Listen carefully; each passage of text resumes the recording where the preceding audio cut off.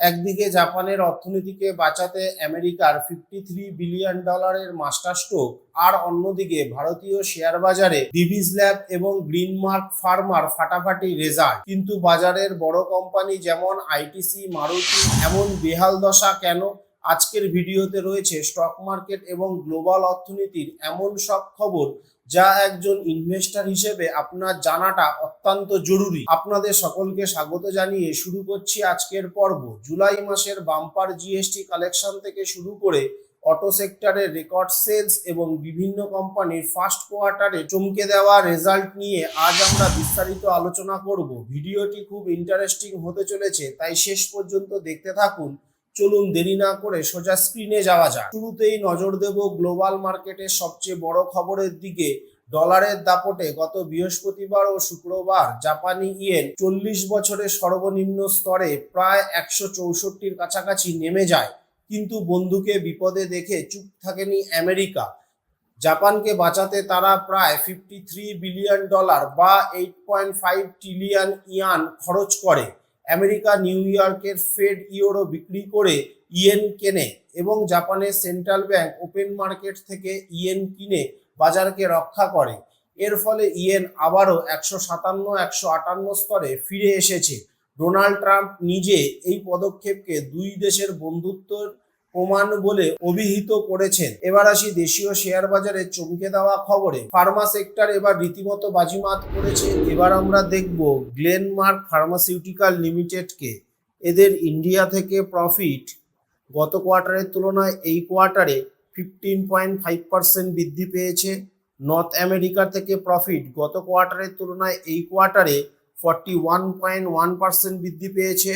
Europe থেকে profit গত কোয়ার্টারের তুলনায় এই কোয়ার্টারে 11.9% বৃদ্ধি পেয়েছে এবং অন্যান্য দেশ থেকে প্রফিট গত কোয়ার্টারের তুলনায় এই কোয়ার্টারে 27.7% বৃদ্ধি পেয়েছে। টোটাল প্রফিট গত কোয়ার্টারের তুলনায় এই কোয়ার্টারে 23% বৃদ্ধি পেয়েছে। আদার রেভিনিউ 72% বৃদ্ধি পেয়েছে। কনসোলিডেট রেভিনিউ 23.1% বৃদ্ধি পেয়েছে। অর্থাৎ এটি গ্রিনমার্ক ফার্মাসিউটিক্যালের পক্ষে একটি দারুণ রেজাল্ট। আমরা যদি আইটিসির কোয়ার্টারলি রেজাল্টের দিকে তাকাই তাহলে ত্রৈমাসিক হিসাবে 7.4% বৃদ্ধি ঘটেছে, কিন্তু বার্ষিক রেজাল্ট হিসাবে 10.9% হ্রাস ঘটেছে। নিট প্রফিট ত্রৈমাসিক হিসাবে 17.6% হ্রাস হয়েছে এবং বার্ষিক হিসাবে 15.6% হ্রাস হয়েছে।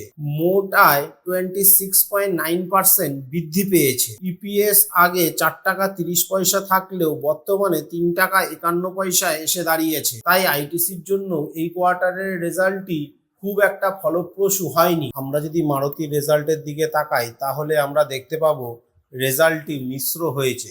যে কোনো কোম্পানি সেলস নাম্বারই সবার আগে আসে। এখানে মারুতির সেলস গত কোয়ার্টারের তুলনায় এই কোয়ার্টারে প্রায় সেম আছে। আর এই সেলস গ্রোথ না হওয়ার পেছনে রয়েছে নীতিন গডকরির E20 পেট্রোল।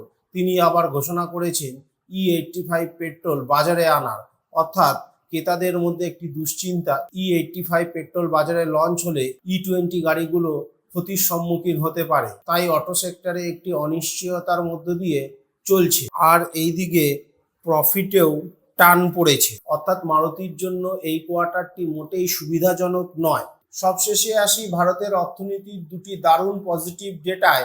প্রথমত রেকর্ড জিএসটি কালেকশন। জুলাই মাসে দেশের জিএসটি সংগ্রহ গত বছরের তুলনায় 15.4% বৃদ্ধি পেয়েছে। চলতি অর্থবর্ষে এই নিয়ে দ্বিতীয়বার জিএসটি সংগ্রহ 1 লাখ কোটি টাকার বড় মাইল ফলক পার করলো। আর দ্বিতীয়ত অটো সেক্টরের রকেট গতি। জুলাই মাসে অটোমোবাইল সেক্টরের সবকটি সেগমেন্ট ডবল ডিজিট গ্রোথ দেখা গেছে।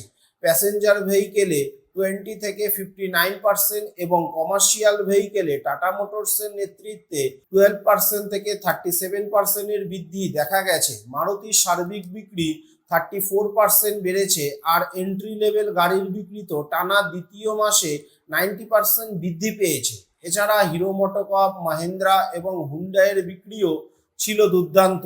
তো বন্ধুরা, এই ছিল আজকের বাজারের সেরা কিছু আপডেট। গ্লোবাল ইন্টারভেনশন হোক বা কোম্পানির রেজাল্ট, বাজার সবসময় আমাদের নতুন কিছু শেখায়।